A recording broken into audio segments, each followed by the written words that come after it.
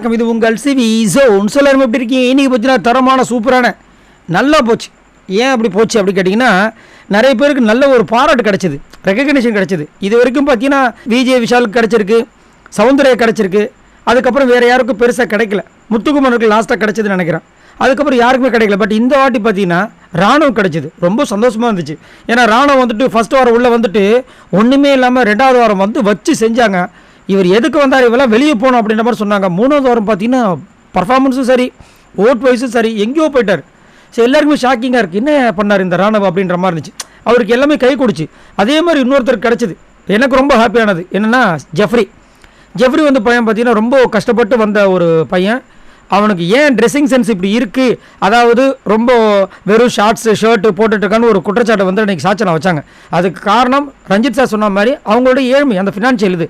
அதை நம்ம எதுவுமே குறை சொல்ல முடியாது. ஸோ அவ்வளோ விஷயங்கள் இருக்கும்போது உள்ளே வந்து இவ்வளோ நாள் இருக்கார் அப்படின்னா கண்டிப்பாக அவரோட திறமை இருக்குது. அதேமாதிரி இந்த வாரத்தில் பார்த்தீங்கன்னா அவர் பண்ண விஷயங்கள் எல்லாமே சூப்பராக இருந்துச்சு. பிடி மாஸ்டராக அதை வந்து இங்கே வந்து நம்ம விஜய் சேதுபதி அவர்கள் சொல்லி பாராட்டும் போது சவுண்டு வந்துச்சு பாருங்கள், ஜெஃப்ரிக்கு செம சவுண்டு. ஏன்னா அத்தனை பேர் ரசித்தாங்க. இதில் எனக்கு நான் ஆல்ரெடி அவங்க கீழே சொன்னது தான், ஜெஃப்ரி வந்துட்டு அந்த ப்ராங்க் டைமில் எப்படி ரியாக்ஷன் கொடுக்க போகிறான்றதை நான் ரொம்ப ஆவலாக எதிர்பார்த்துட்ருக்கேன் அப்படின்ட்டு. ஆனால் அவர் சொன்னார், நீங்கள் அந்த பிடி சார் மாதிரி பண்ணது ரொம்ப நல்லா இருந்துச்சு அப்படின்னு.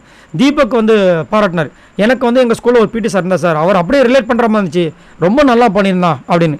அப்புறம் இவரை கேட்கும்போது அவர் என்ன சொன்னார்னா, சதீஷ் சார்னு ஒருத்தர் எனக்கு இருந்தால் சார் பிடி மாஸ்டர், அவரை மாதிரி பண்ணணும் ரொம்ப ஆசையாக இருந்துச்சு, நான் பண்ணேன். ஆனால் அவர் அளவுக்கு நான் ஸ்ட்ரிக்டாக இருக்க முடியல, அது கொஞ்சம் வருத்தமாக இருந்துச்சுன்னு சொல்லி ஷேர் பண்ணியிருந்தார். இவங்க எல்லாருக்குமே ஒரு கடவுள் கொடுத்த வரப்பிரசாதமாக நான் பார்க்குறேன். ஏன்னா நம்மளால் இதுக்கப்புறம்லாம் போயிட்டு ஸ்கூல் ட்ரெஸ்லாம் போட்டு ஸ்கூலுக்குலாம் போகணுன்னு வச்சுக்கோங்க, கழுத்தை மட்டும் அடிப்பாங்க, போயா நல்லா வயசான காலத்தை வந்து ஸ்கூலுக்கு வரான் அப்படின்ட்டு. ஆனால் அவங்களுக்கு அமைஞ்சிருக்கு பார்த்தீங்களா, எல்லாருமே ஸ்கூல் யூனிஃபார்ம் போட்டு ஸ்கூல் மாதிரியே அந்த பிக் பாஸ் வீடை மாற்றி சைக்கிளு, லவ் லெட்ரு, டீச்சரை வந்து திட்டுறது, பனிஷ்மெண்ட்டு, ஹோம்ஒர்க்கு வேறு மாதிரிங்க. ஸோ யாரெல்லாம் என்ஜாய் பண்ணிங்க. அதே மாதிரி ஜெஃப்ரிக்கு இந்த கிடைச்ச பாராட்டை பற்றி என்ன நினைக்கிறீங்க? ஏன்னா காலையில் வந்துட்டு ஜெஃப்ரி விட்டு போயிட்டாருல பொருளை கிளப்பி விட்டாங்க. இங்கே பார்த்தா ஜெஃப்ரி கொண்டாடுறாங்க மக்கள். உங்களோட கமெண்ட்ஸை சொல்லுங்கள். பாய் நண்பர்களே.